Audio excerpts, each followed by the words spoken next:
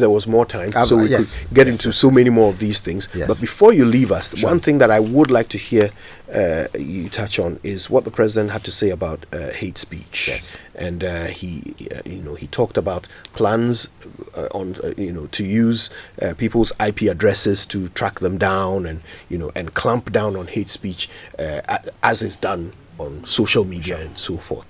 I had a couple of questions coming about that. One person wanted to know, can't we use that same thing to track fraudsters who are doing mobile money fraud? And it is done.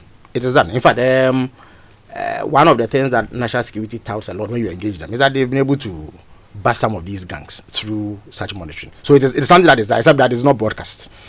It is not. In fact, some of these things you don't even want people to know that you have the capability. It's one of the ways that you are able to take them by surprise and bust whatever operations that they are engaged in. But the bit about hate speech, you know that President Mama is an affable, you know him quite well. Very affable, easygoing person, very tolerant. Indeed, sometimes he is even criticized within the NDC for being too tolerant of critics. You know that Manasseh is a fierce critic of his. Indeed, I can disclose to you, Manasseh has actually met President Mama on a number of occasions since he became president. He's hosted him, had discussions with him. So he's not somebody who is averse to criticism or even harsh criticism. Because it is allowed. We are in a democratic space. You are allowed to take on governments.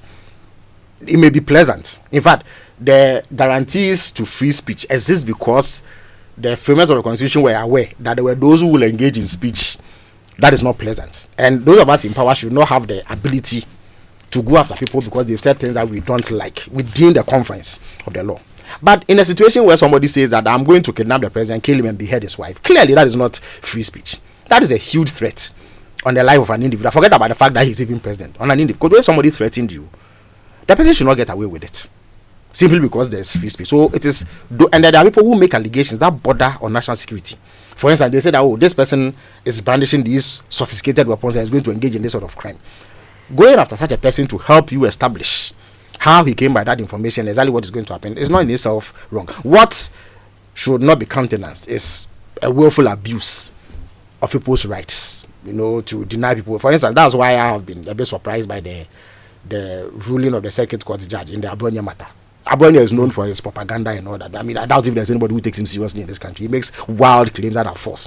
I doubt if you will ever host Abronye on this program because you know that he won't give you any value. But by God, even he has to have his rights defended. So I found it quite bizarre, to be honest, when I read that the judge had said, and I had to read it to believe it because I couldn't believe it when it was being said that all men are supposed to be equal before the law, but some are more. I cannot understand that. I cannot understand that. Absolutely, and it cannot stand. You also read that cannot stand. Since we're on it, you also read the judge say that he's also in a quest for consistency, and that in the previous government he held someone. But consistent wrongdoing cannot be justified. He held someone. So everybody, when you beat me, you slap me.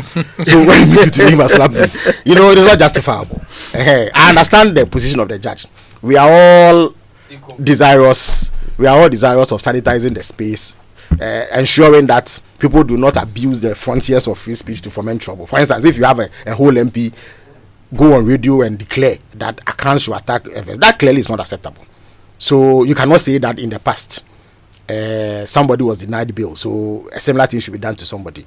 Everybody, including murderers and armed robbers, through Martin Bebu's interventions at the Supreme Court, it has been declared that everybody deserves bail. So after you hold a person 1 or 2 days and you take him to court, there should be bail.